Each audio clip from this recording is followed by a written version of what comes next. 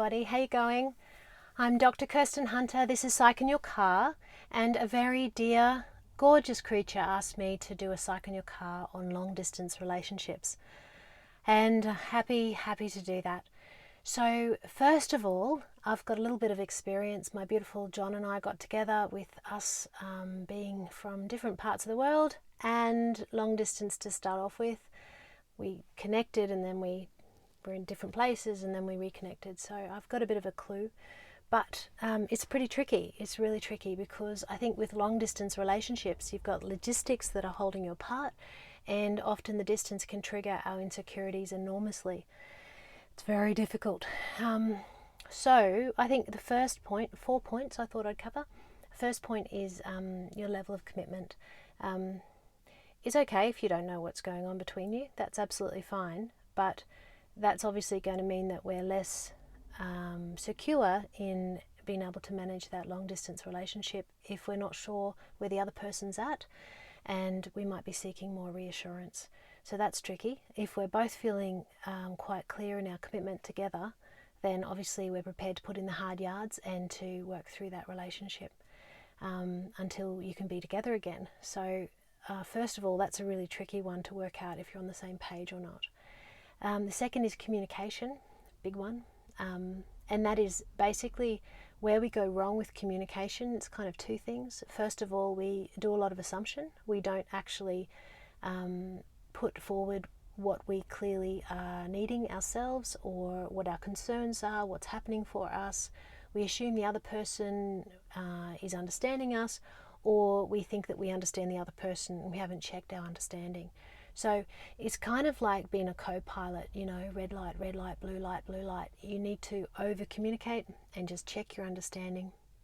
But with communication, you also have to be very mindful of the other person's needs and perspectives. So you can't always just put your stuff out there and expect that you are going to get what you want back. For example, if you're brutally honest with somebody about what your insecurities are, but they can't reassure you because you're not at that point in your relationship, you've just got to be pretty real that you can't always have your needs met. So think about a broader, it's my car, a broader picture. Just check in, how is this communication going to go, and are you reasonable in what you're wanting to hear from the other person? That's extremely important. The fourth issue is make time. We all get busy in our lives and time passes really quickly, so making a routine scheduled time, it doesn't sound very romantic or very spontaneous or sexy, but it's really important. If you make a scheduled time that you know you're going to connect, it means that we don't get caught up in life and we plug in with each other and we have the reassurance of connecting. Obviously spontaneous time on top of that is fantastic, but it's just really lovely to just make sure that we prioritize each other with prioritizing that in our schedule and when we're going to catch up, and try to find a time that works, which is really tricky when we've got different time zones across the world, etc.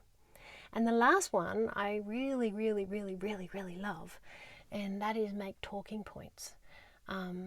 Just to stay really connected with each other's worlds. So I would suggest that in your day, when something quirky happens, or you've just had a thought, or there's an issue you want to talk through, or there's something you need to get around to organising, just text each other and just go ... black cat ... scheduling December ... strange old lady, and ... means let's talk about that. And so all day you're getting these kind of ... messages that, and you're like, what is this person talking about? Excellent, I'm intrigued, let's talk about that. And you're also getting the information that your partner is thinking about you through the day. And so then you jump on the phone and it's like, oh, what are all these dots? Let's talk. Tell me about this. And it keeps it really dynamic and really fresh. And you don't lose that connection with the day-to-day moment stuff, which is really important. So yeah, best of luck. Long distance relationships are really tough. But you know, when that person is your person and life has you being on different axes of the planet, You just have to put in the work, and you have to find your way. So really just put it out there, talk through strategies. It's really, really smart. So guys, thanks so much.